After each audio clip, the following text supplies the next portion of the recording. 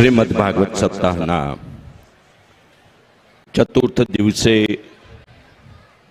પ્રગટનારા પરમેશ્વર પૂર્ણ પુરુષોત્તમ ભગવાન શ્રી કૃષ્ણના ચરિત્રગાનની ગાથાના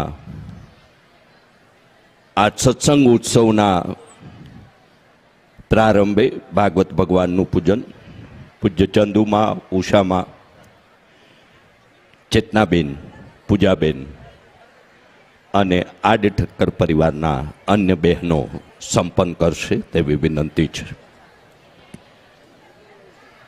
ફરી સૌને વિનંતી કરી દઉં, બધા જ શાંતિથી જ્યાં જગ્યા મળે ત્યાં બેસી જાઓ અને શિયાળાની ઠંડી લાગતી હોય એ રીતે બેસજો, કારણ કે આજે મર્યાદા પુરુષોત્તમ ભગવાન શ્રી રામ અને પૂર્ણ પુરુષોત્તમ ભગવાન શ્રી કૃષ્ણ પ્રગટવાના છે.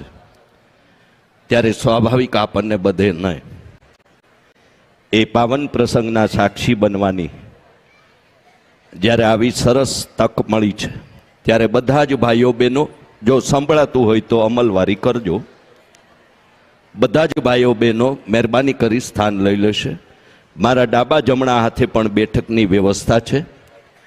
અશક્ત અને ઉંમરલાયક વયોવૃદ્ધ વડીલો માટે આજના દિવસ પૂરતી ખુરશીની વ્યવસ્થા છે, જેથી યુવાન ભાઈઓ બહેનોએ ભારતીય બેઠકમાં પોતાનું સ્થાન લેવા અને બેઠક વ્યવસ્થામાં સહકાર આપવા વિનંતી છે. સેવા, શિક્ષણ અને સંસ્કારને જોડી ભાગવત ગાનની યાત્રા સાથે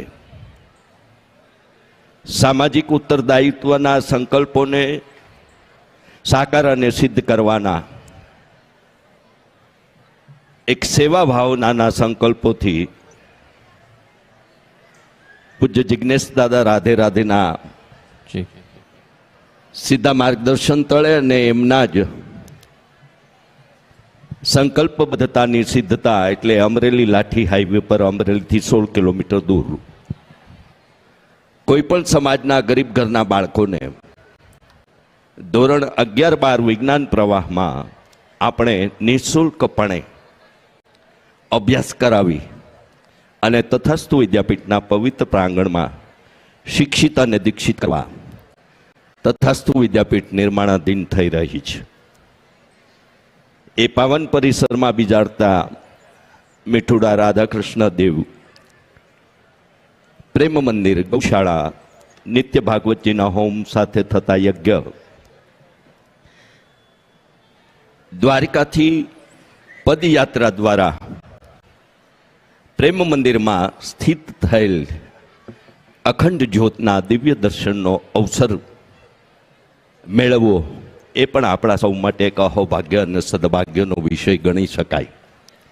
આપ સૌને મારે આમંત્રણ આપવું છે કે આપની અનુકૂળતાએ આ સામાજિક ઉત્તરદાયિત્વના શૈક્ષણિક યજ્ઞના એ પાવન પરિસરની નિર્માણાધીન એ બધા જ પરિસરોની મુલાકાત લેવા, પ્રેમ મંદિરમાં બિરાજતા રાધાકૃષ્ણ દેવના દિવ્ય દર્શન માટે અને અનેક સંકલ્પોની સિદ્ધતા જે પરિસરમાં પરિપૂર્ણ થવા જઈ રહી છે, ત્યાં આપ સૌને આપની અનુકૂળતાએ રાધે રાધે પરિવાર, Radhe Radhe education and charitable trust અને તથાસ્તુ વિદ્યાપીઠ વતી આપ સૌને પધારવા હાર્દિક નિમંત્રણ પાઠવું છું. પૂજ્ય ચંદુમાં, ઉષામાં, પૂજ્યની સંતો, ગંગા સ્વરૂપ ઉષાબેન, વિજયભાઈ, આઠ ઠક્કર પરિવાર અને તેમના પરિવારજનો, કુટુંબીજનો, સ્નેહી સ્વજનો, શુભેચ્છકો મિત્રો, નિમંત્રિત મહાનુભાવો, આ નગરના અને આસપાસના નગરના નગરજનો, શ્રોતા ભક્ત ભાઈ બહેનો, શિક્ષા ટીવી ચેનલ અને રાધે રાધે ઓફિશિયલ યુટ્યુબ ચેનલના જીવંત પ્રસારણના માધ્યમથી આ રસ અમૃતનું પાન કરતા સૌનું આડ ઠક્કર પરિવાર વતી હાર્દિક સ્વાગત. વડોદરાની કથાના સદભાગી યજમાન પરમ ભગવદી બિપિન કુમાર અને બેન જાગૃતિબેનને વિનંતી કરું કે આપ ઠાકોરજીના દર્શન પૂજન માટે કથા મંચ પર પધારશો. આણંદની કથાના યજમાન રહેલા ભાઈ વિરજ પટેલને પણ કથા મંચ પર પૂજન માટે પધારવા વિનંતી કરીશ. વડોદરા બિલગામ વિજય પટેલને પણ આશીર્વાદ માટે કથા મંચ પર પધારવા વિનંતી કરીશ. આજે 5247 વર્ષ પહેલા 125 વર્ષની જેમની જીવન યાત્રા રહી અને આપણે છેલ્લા 3 દિવસમાં જોયું કે આદ્ય શક્તિ હોય તો પણ ગુજરાત કે ભારતમાં એની 51 શક્તિપીઠો પૈકીની એક પ્રથમ શક્તિપીઠ અંબાજી આપણને મળે.